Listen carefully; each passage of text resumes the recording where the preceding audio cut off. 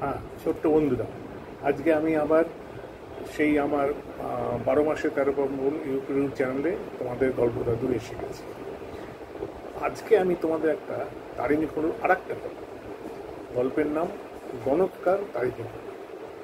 তারিণী খুড়োকে তোমরা আগের দিনে একটা গল্প আমি তোদের বলে শুনেছি। এবার একটা অন্য গল্প। তারিণী খুড়োর এক ভাইপো এক চা কোম্পানিতে ভালো কাজ করে। সে খুড়োকে একটি স্পেশাল কোয়ালিটির চা দিয়েছে। পুরো টিনটা আমার হাতে চালান করে দিল, আমি ন্যাপলা, এটা খোলার ব্যবস্থাটা, আর তোদের চা না খেয়ে আমি এই চাটা খাবো। বৈশাখ মাসের এক রবিবারের সন্ধ্যা, দুপুরের দিকে কালবৈশাখী হয়ে গেছে। এখন সব শান্ত। আমাদের ঘরে পুরো শ্রোতারা সব জমায়েত হয়েছে, তার মধ্যে অবশ্য আমি ন্যাপলাও আছি। তখন আমি বললাম, ভূতের গল্প অনেক হয়েছে খুড়ো, আজ একটা অন্য কিছু হোক। আপনি একবার বলেছিলেন কিছুদিন আপনি গণৎকারী করেছিলেন, তখন একটা আশ্চর্য ঘটনা করে সে গল্প আজ অব্দি শোনা হয়নি। ও, সে গল্প তোদের বলিনি বুঝি? আমরা সবাই একসঙ্গে না বললাম। বললেন, আগে ওই নতুন চাটা একটু চুমুক দিই, আয়েজ করে একটু চা খাই, তারপরে ঠোক না ফেপালে গল্প সেমন খুলেই না। 5 মিনিটের মধ্যে চা এসে গেলো, ঘুর ঘুর করছে সুগন্ধ। পুরো এরকম গরম চায় একটা লম্বা চুমুক দিলেন, বাহ, খাসা চা। তারপর একটা এক্সপোর্ট কোয়ালিটি বিড়ি ধরিয়ে গল্প আরম্ভ করলেন। ঘটনাটা ঘটেছিল নাগপুর হচ্ছে মহারাষ্ট্রের একটা শহর, বড় শহর। আমি বোধহয় বোম্বাই গেছিলাম যদি ফিল্মের কিছু কাজ পাওয়া যায়। তার এই কথা মনে করিস না যে আমি ফিল্মে অভিনয় করেছি, মোটেই তা নয়। আমি প্রোডাকশন ম্যানেজটা ভালো জানতাম, টালিগঞ্জে 2-1টা ছবিতে কাজ করেছি, তাই সেদিকে একবার চেষ্টা করলাম। একটা ছবিতে কাজও জুটো। আমি তখন থাকি ভিলে পারলে একটা দোতলা বাড়ির একতলার ছোট ফ্ল্যাটে। পুরো দোতলাটা নিয়ে থাকেন বম্বের এক বিখ্যাত জ্যোতিষী মুকুট বন্দ্যোপাধ্যায়। দিশিমাতে হাত দেখিয়ে তার ভীষণ নামটা, আমার প্রতিবেশী, তাই আমার সঙ্গে আলাপ হয়ে গেল। কেন জানি না ভদ্রলোক আমাকে দেখে খুব ভালো লেগে গেল। বললেন, তোমাকে আমি পামিস্ট্রি শিখিয়ে দেবো। যেই কথা সেই কাজ। কাজের পর রাত্রে ভদ্রলোক বসে বসে হাত গহনা দেখাতে লাগলেন। আমিও শিখতে লাগলাম। অদ্ভুত সাবজেক্ট, নেশা ধরে গেল। 2 মাসের মধ্যে দেখি আমিও বেশ হাত দেখতে পাচ্ছি। স্টুডিওর কয়েকজনের হাত দেখে অতি ভবিষ্যৎ বলে দিলাম। এক প্রডিউসারের ছবি হিট হয়ে গেল আমার হাত দেখার ফলে। সেটা আমি আগে থেকেই অবশ্য বলে দিয়েছিলাম। শেষটায় এমন একটা সময় হলো যে আমি নিজেই এই কাজ করে ভালো রোজগার করতে পারছি। এখানে এক কাজে, আর তোরা তো জানিস এক কাজে আমি বেশি দিন টিকতে পারি না, সেটা তোদের আগেই বলেছি। তাই ফিল্মের লাইন ছেড়ে এলাম পামিস্ট্রি লাইন করতে। কিন্তু এবার বম্বেতে নয়। বম্বেতে কাজ ফটোবর্ধন একছত্র অধিপতি। আমাকে অন্য একটা জায়গা দেখতে হবে। চলে গেলুম নাগপুর। মাছমাগুলি অঞ্চলে রাস্তার উপর একটা ঘর নিয়ে দরজার পাশে নোটিশ লটকে দিল, এখানে সুলভ হস্তরক্ষা দেখে ভবিষ্যৎ গণনা করা হয়, বেঙ্গলের বিখ্যাত গণতন্ত্র ইত্যাদি ইত্যাদি। উমা, দেখতে দেখতে প্রসাদ জমে উঠল। এরকম র্যাপিড সাকসেস হবে তা আশাই করিনি। 1 বছরের মধ্যে একটা বড় ফ্ল্যাটে উঠে যেতে হলো। একটা বিএ পাস ছোকরা সেক্রেটারি রাখতে হলো। সারা ভারতবর্ষকে হাতের ছাপ আসে, সেই ছাপ দেখে আমি ইংরেজিতে গণনা করি, আর সেক্রেটারি সেগুলো টাইপ করে যথাস্থানে পাঠিয়ে দেয়। বেশিরভাগ মক্কেল হচ্ছে ব্যবসাদার, তার মধ্যে আমার বেশিরভাগ হচ্ছে মারোয়ারি। তা মাসের রোজগার মন্দ নয়, প্রায় 3000 টাকা। আমার বয়স তখন 30-32 হবে, অনেকদিন আগে, বুঝতেই পারছিস। তখনকার দিনে 3,000 টাকা আজকের প্রায় 30,000 টাকার সময়। এর মধ্যে একদিন এক ভদ্রলোক এলেন, ফর্সা, একহারা চেহারা, চোখের দামি চশমা, পরনে বিলেতি পোশাক। বয়স আন্দাজেই বছর 30ই হবে, আমারই বয়সী।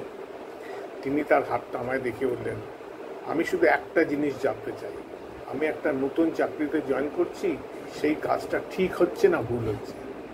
আমি হাতে দেখে বললাম, যা করতে যাচ্ছ তোমার নতুন চাকরিতে ভালোই উন্নতি। ভেরি গুড, ভদ্রলোক বললেন। এবার আমি তোমাকে একটা জিনিস দেখাতে চাই। আমি আগেই লক্ষ্য করেছিলাম ভদ্রলোকের কাঁধে একটা নকশাদার কাপড়ের ব্যাগ ঝুলছে। ভদ্রলোক তার মধ্যে থেকে একটা বেশ বড় খাম বের করলেন, তার ভেতর থেকে একটা শীট কাগজ টেনে বের করলেন। কাগজটা পুরনোটা দেখলেই বোঝা যায়। সেই কাগজে রয়েছে কালো কালিতে একটা হাতের রেখার ছাপ। ভদ্রলোক সেটা আমায় এগিয়ে দিলেন। কাগজের ওপর ডান দিকে কোনো একটা তারিখ লেখা আছে। সেটা সেদিন থেকে প্রায় 15 বছর আগেকার তারিখ। আমি জিজ্ঞেস করলাম, এটা কার হাতের ছাপ? ভদ্রলোক বললেন, আমার বাবার। একটা পুরনো বাস্ক ঘাঁটতে ঘাঁটতে বেরিয়ে পড়ল। মনে হয় এটা উনি নিয়েছিলেন বম্বের গণৎকার পটবর্ধনকে পাঠানোর জন্য, কিন্তু ঘটনার চোখে সেটা পাঠানো হয়নি। আপনি কি আমাকে এই হাতটা দেখে গণনা করতে বলছেন? হ্যাঁ, তবে কয়েকটা বিশেষ তথ্য চাই। আপনার বাবা, তখন ভদ্রলোককে আমি প্রশ্ন করলাম, আপনার বাবার বয়স তখন কত ছিল? এই ধরুন 50। আমি হাতের লেখা বিচার করে একটা অদ্ভুত তথ্য আবিষ্কার করলাম। ভদ্রলোকের মৃত্যু হয়েছে 50 বছর বয়সী, এবং আমি সেটা তার মক্কেলকে বললাম। উনি আমাকে জিজ্ঞেস করলেন, স্বাভাবিক মৃত্যু না অস্বাভাবিক মৃত্যু? আমি ভালো করে আবার ছাপটা দেখে বললাম, রেখা স্পষ্ট বলছে অপাহত মৃত্যু, স্বাভাবিক নয়। এ বিষয়ে আপনি নিশ্চিত? আমাকে জিজ্ঞেস করলেন। জোর দিয়ে বললাম, অ্যাবসলিউটলি। তাহলে আপনাকে ঘটনাটা খুলে বলি। ভদ্রলোক বললেন, আমার বাবার নাম ছিল প্রকাশচন্দ্র মাথুর। আমি বাবার একমাত্র সন্তান। মা আমাকে জন্ম দিয়েই মারা যান। আমি মানুষে এক বিধবা পিসির বাড়ি। আমার নাম সুরেশ মাথুর। বাবা ব্যবসাদার ছিলেন। বাবার একজন অংশীদার ছিল, তার নাম গজানন আপটে। আজ থেকে 15 বছর আগে, তখন আমার 17-18 বছর বয়স হবে, বাবা একটা বিশেষ কারণে খুব কষ্ট পান। বাবাকে আমি কোনোদিন এত বিচলিত হতে দেখিনি। আমি কারণ জিজ্ঞেস করতে বললেন, যাকে আপনার জন্ম মনে করা হয় সে যদি বিশ্বাসঘাতকতা করে তাহলে বড় কষ্ট পেতে হয় রে। আর কোনো কিছুতে কাম হয় না। আমার স্বাভাবিক বাবার বিজনেস পার্টনারের কথা মনে হলো, কিন্তু বাবা এই নিয়ে আর কোনো কিচ্ছুটি আমাকে বললেন না। এর কিছুদিন পরে একদিন বিকেলে অফিসে বাবার চেয়ারে বসা অবস্থায় তার টেবিলে হুমড়ি খেয়ে পড়ে থাকতে দেখা যায়। তখনই ডাক্তার ডাকা হয়। ততক্ষণে বাবা মারা গেছে। ডাক্তার বললেন হার্ট অ্যাটাক। আমার ইচ্ছে ছিল পুলিশ ডাকার, কারণ আমার সন্দেহ ছিল বাবাকে হত্যা করা হয়েছে। ডাক্তার বললেন হার্ট অ্যাটাক। বাবা তার অংশীদারের কীর্তি ধরে ফেলেছেন, তাই তার মুখ বন্ধ করা হয়েছে। কিন্তু আমার বয়স তখন মাত্র 17 বছর। আমার কথা কে শুনবে? আজ গণনায় জানতে পেরেছি যে আমার ধারণাটাই ঠিক ছিল, বাবাকে সেদিনকে খুনই করা হয়েছে।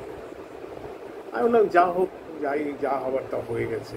এতদিন খুনের ব্যাপারে আজকে তুমি কিছু করতে পারবে না। সুরেশ মাথুর আমাকে ধন্যবাদ দিয়ে আমার পারিশ্রমিক চুকিয়ে দিয়ে চলে গেল। এই ঘটনার 6 মাস পরে একদিন হঠাৎ আমার কাছে আর এক মক্কেল এসে গেল। বয়স 60 বছর কি হবে, কি খাওয়া চেরা বলে, আমি একজন ব্যবসাদার, আমার একটা নতুন ব্যবসায় টাকা ধারতে যাচ্ছি, তার ফলাফল কী হবে জানতে এসেছি, সামনে কোনো আর্থিক বিপর্যয় আছে কিনা। আমি জিজ্ঞেস করলাম, তার নাম কি? তিনি বললেন, আমার নাম গজানন আপটে। শুনে আমি তো অবাক। আগের দিনে গজাননের নাম আমি শুনে ফেলেছি। যাই হোক, মক্কেল যখন, তাকে তো অ্যাটেন্ড করতেই হবে। আমি তাকে আমার ফরাসে বসতে দিলাম। তারপরে একটা প্রশ্ন করলাম, আপনার বয়স কত? বললেন 66 বছর বয়স। আমি হাতের লেখায় মন দিয়ে দেখলাম, দেখি যে নতুন ব্যবসার ফাঁদার কথা বলছেন, তার কোনো প্রশ্নই হয় না। এই বছরই ভদ্রলোকের মৃত্যু হবে এবং সেটা অপাঘাতে মৃত্যু হবে। কিন্তু আমি তো সে কথা তাকে বলতে পারি না। বললাম, নতুন ব্যবসায় টাকা ঢালার কোনো সুফল হবে না, তুমি যা করছো সেটাই করো। ভদ্রলোক আমায় জিজ্ঞেস করলেন, তুমি ঠিক বলছো? আমি অনেক ভেবেচিন্তে এই পন্থা ঠিক করেছি। আমি ভদ্রলোককে বারণ করলাম। আমার হাতের তেলও আমার সামনে খোলা, মনে মনে গণনা করে চলছিল। হঠাৎ একটা ব্যাপার দেখে আমি স্তম্ভিত হয়ে গেলাম। ভদ্রলোকের হাতে স্পষ্ট দেখা আছে তিনি 15 বছর আগে একটা খুন করেছিলেন। সাংঘাতিক ফাঁড়া, কিন্তু সে ফাঁড়া তিনি কাটিয়ে উঠেছেন, একথাও হাতে রয়েছে। আমি অবশ্য এ বিষয়ে কিছু বললাম না। ভদ্রলোককে আমাকে টাকা দিয়ে আমার কাছ থেকে বিদায় নিয়ে চলে গেলেন।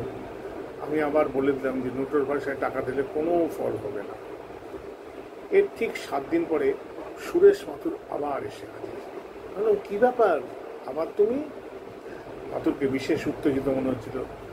সে বলল, এর মধ্যে নাকি গজানন আপ্টের অফিসে গিয়েছিল। আপ্টে ছিলেন না, তার সেক্রেটারি ছিল। সেটা শুনে নাকি মাথুরই গিয়েছিল। সেক্রেটারি তাকে 20 বছর ধরেই আপনি চাকরি করছে, তার সঙ্গে কথা বলার দরকার ছিল মাথুর। মাথুর তাকে বাপের মৃত্যুর কারণ জিজ্ঞেস করল। সেক্রেটারি বলে ঘটনাটা পরিষ্কার তার মনে আছে। সে প্রকাশ মাথুরের বিষয়ে অনুরক্তও ছিল। সে বলে বিকেলে কফি খাওয়ার পরেই নাকি প্রকাশ মাথুর মারা যান। সেক্রেটারিরও সন্দেহ হয়েছিল যে কফিতে বিষ মাচানো আছে, কিন্তু ডাক্তারের মুখের উপর সে কথাটা বলতে পারে।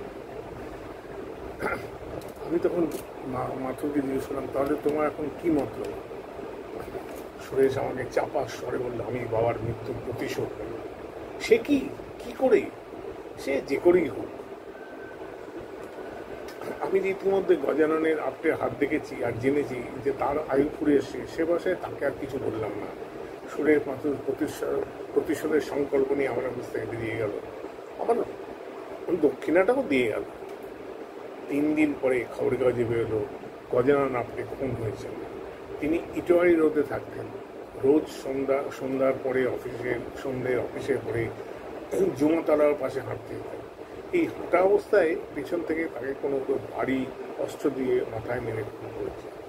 পুলিশ আততায়ী সন্ধান করছে।